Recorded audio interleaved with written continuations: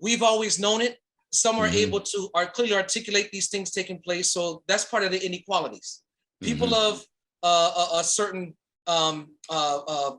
skin color have access to everything, and there's others who have to work harder for it, and still, even though they have everything, still keep getting fought.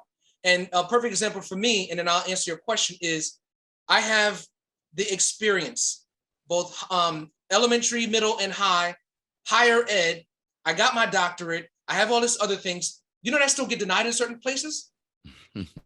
Everything that America says, society says that you're supposed to have, I have all those, and yet I'm still a threat.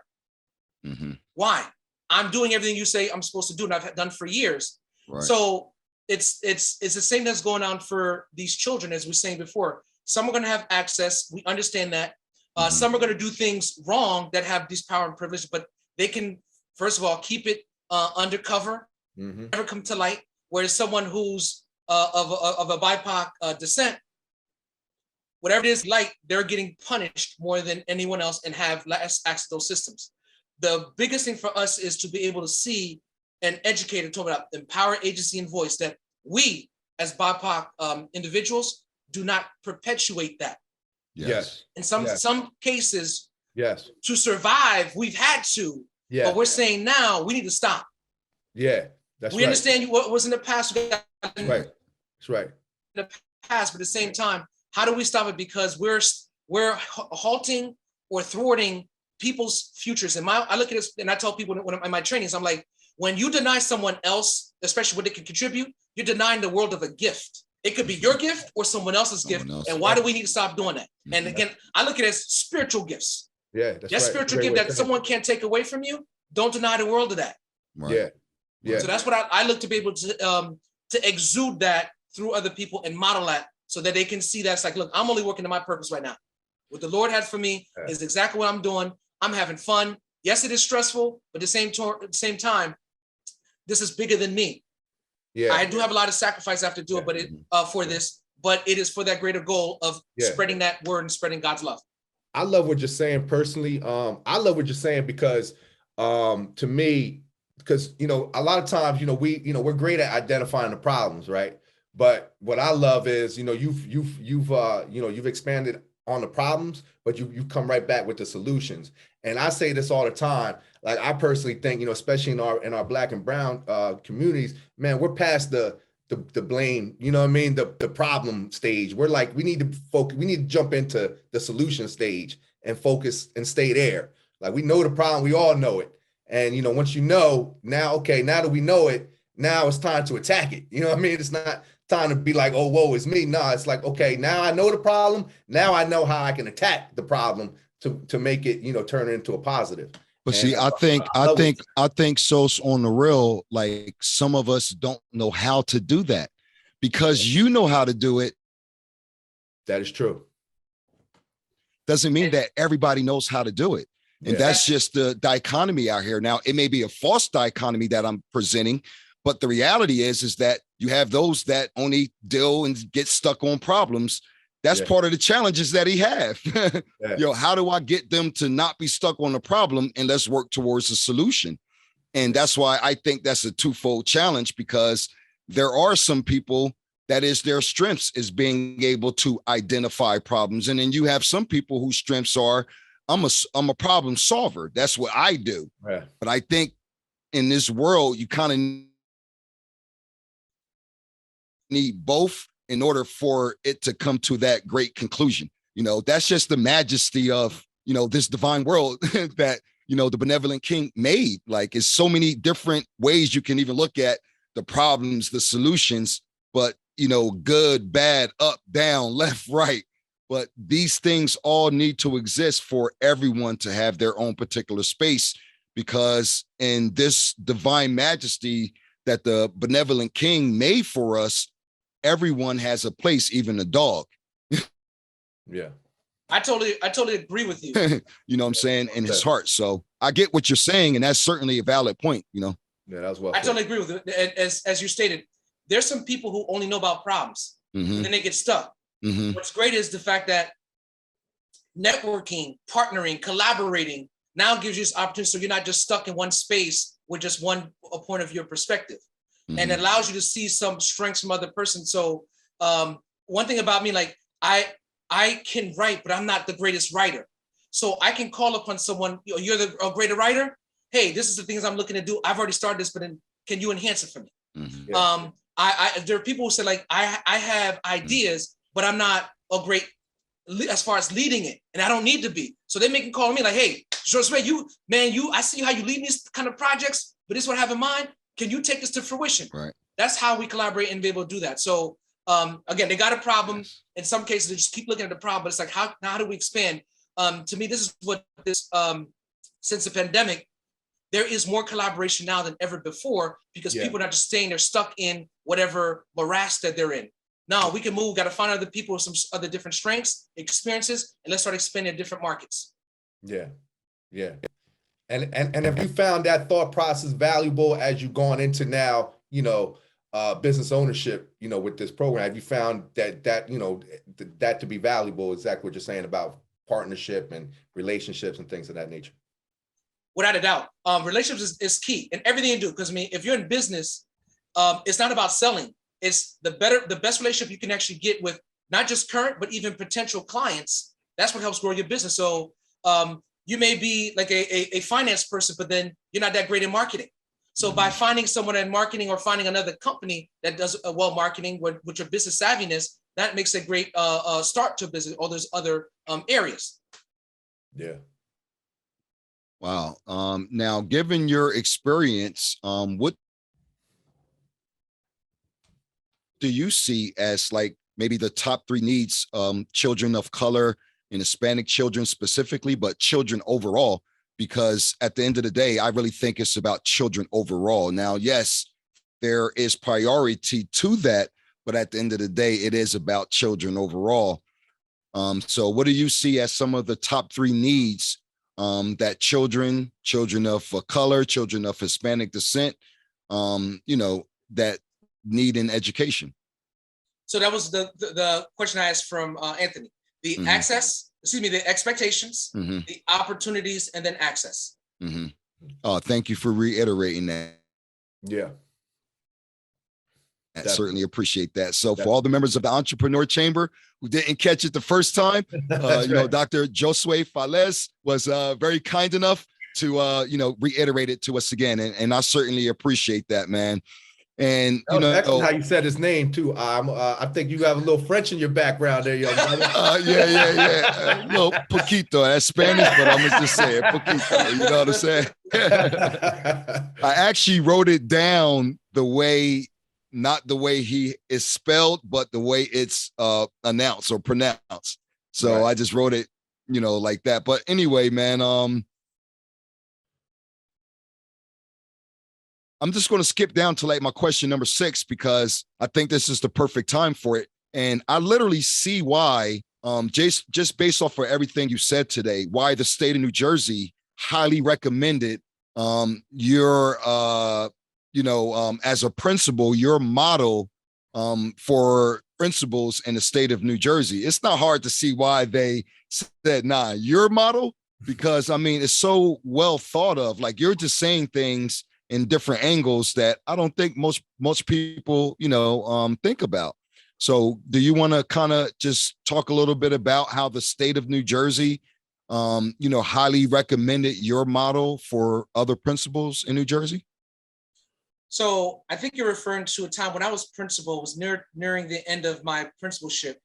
I actually was a principal of the school for 6 years. During those 6 years, I trained on something called the Connection Action Roadmap. So it wasn't my model. I want to make sure that's clear. Okay. Connection Action Roadmap is a framework of thinking to develop. It's called high performing learning communities, or PLCs, through team development and relationships. This comes out of the New Jersey Principal Supervisor Association, the New Jersey Department of Education, and NJIT, New Jersey Institute of Technology. There was a partnership, and I worked for them for 9 years. So I was one of the implementers of this work at my school. And because it worked so well, we became like a model for when things were going great. Hey, why don't you go to Dr. Falez's school up in Roselle? and see how this implemented. I mean, I would get phone calls. And as a result, there are commercials and videos as far as and then you'll see not just my staff, but even me, my staff and I deal with how do you do this like in your teams when you meet? And then I did the leadership part of it also. That's what you're basically referring to. It's implementing best practices that have been research-based so that people can see it in action so that they can go and execute themselves. Wow. Wow. That almost sounds like you can use that in business, the way you just framed it. Like, sounds like you could take exactly that, what you just said, like, and just put it right in business also. That is correct. And it is a business model. It's a business, right. Wow. So, and this was when you'd say you were a principal at a middle school. So was this a time when you were saying that you were going around kind of training other principals? That is correct. That's what this is. Oh, okay. Wow, man. That is correct. That's incredible. I was a full-time principal doing consultant work. And then because the work was so well at my school, it also became a exemplar that people would say, hey, we want to see this. We have questions. You come to my school and actually see it in its implementation. So I'm not just like, you can come visit. My door was always open. I'm not hiding anything. Right. So anytime you want to come in, you want to spend a day, and as long as I'm there, you could see it working. And my team would show the evolution of where we came from to what we're doing. And that's why I was one of the considered state models. Wow. That's a fantastic. Hey, for the Entrepreneur Chamber members and our viewing audience, let's tip our hat off to this man. I mean, that for real. That's incredible. Something that needs to be highlighted. And, you often hear about different stories in the world of different people. But, man, your story and that alone, I just think that's fantastic. And that's something, like they could literally probably write a movie about, your educational experience. Like it might come out as a movie 50 years from now, man. But I think that's awesome. Now, I know there's a difference between what college students learn in classrooms versus what actually happens in the classroom. How do you bridge, or how do you advise people to bridge that divide as to what actually, their expectation is, what is going to happen in the classroom versus what actually happens in the classroom? So that's actually our GOMO's company's tagline. It's called Bridging Research and Practice. Usually in college, you're learning more about theory, and in school, you're actually performing the practice. At GOMO, we do both. So, but we work with the adults, not with the kids directly, not yet at least.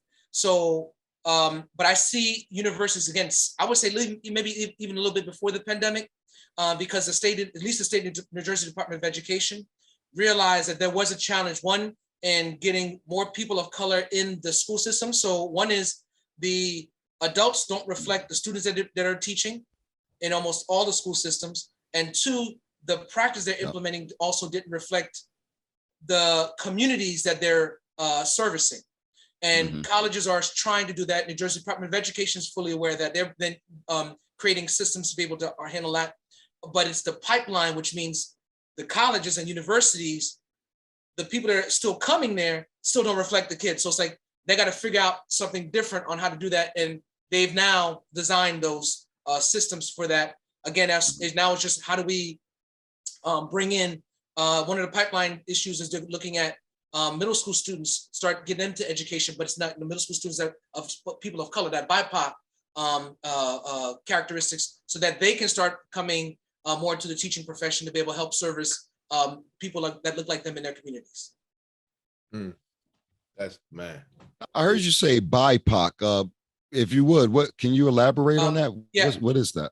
Black, indigenous people of color. So it's everyone under the diaspora. Okay. So you don't have to just say Black and Hispanic, but it's or Black and brown. You're saying just BIPOC.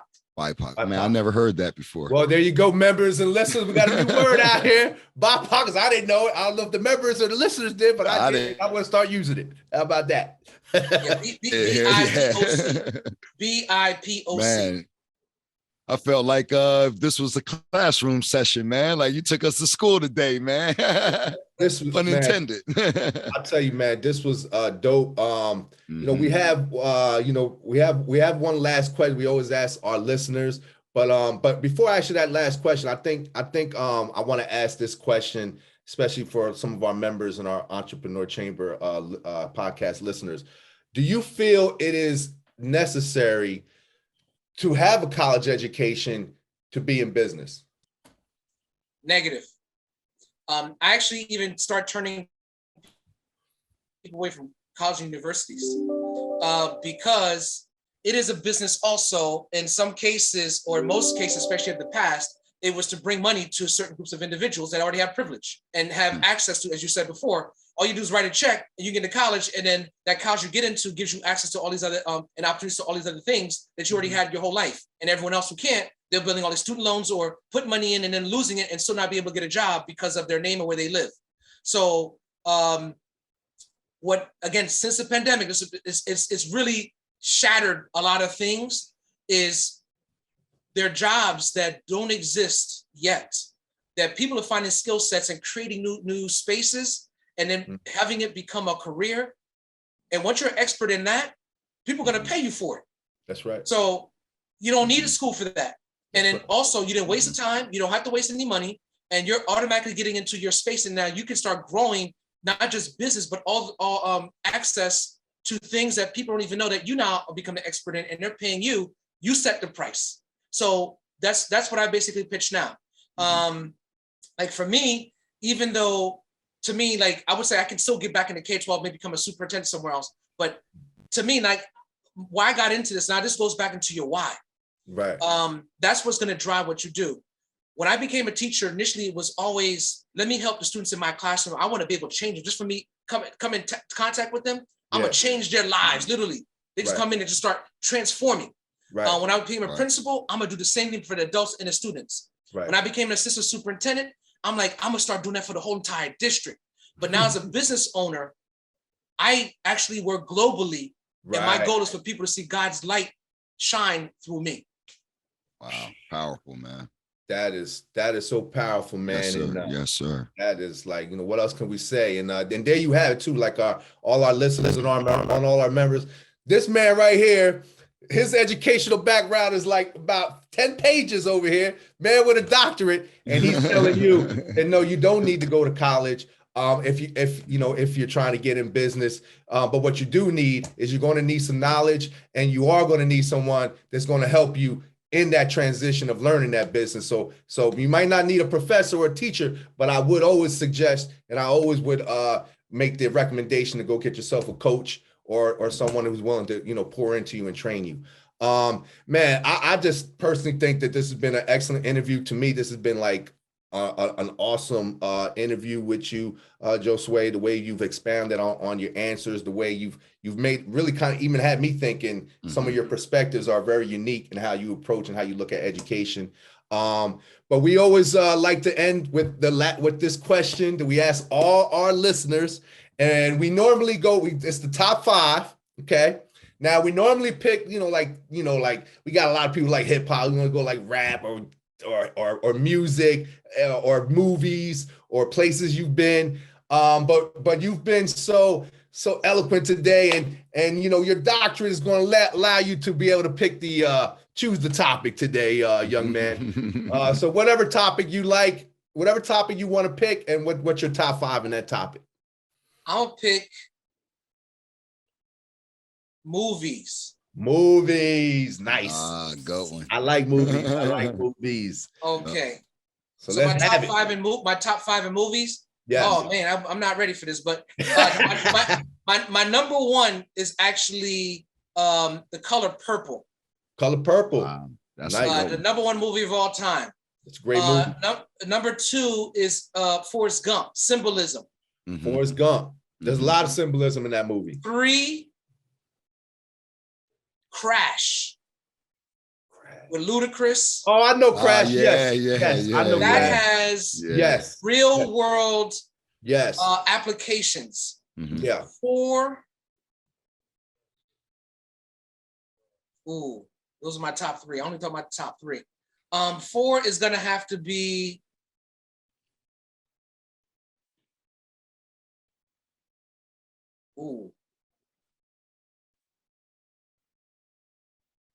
I gotta pause there. Okay, top 3. I wasn't What's ready. your first guess? It did 3. So don't worry, man. That's right. Top 3. It's all good. Those are 3 great movies. Right, too. right. Those are 3 great choices, man.